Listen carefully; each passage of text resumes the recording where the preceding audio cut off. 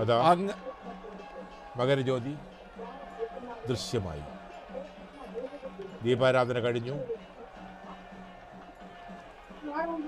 2 വട്ടം വളരെ വ്യക്തമായി മകരജ്യോതി ദൃശ്യമായി കഴിഞ്ഞു.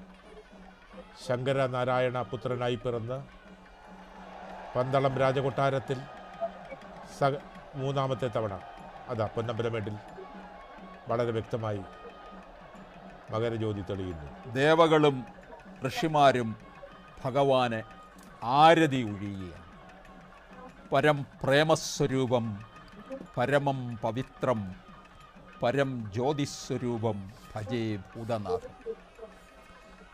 താപസവേഷധാരിയായ കാനനവസൻ സർവാഭരണ വിഭൂഷിതനായി അതാ ഒരിക്കൽ കൂടി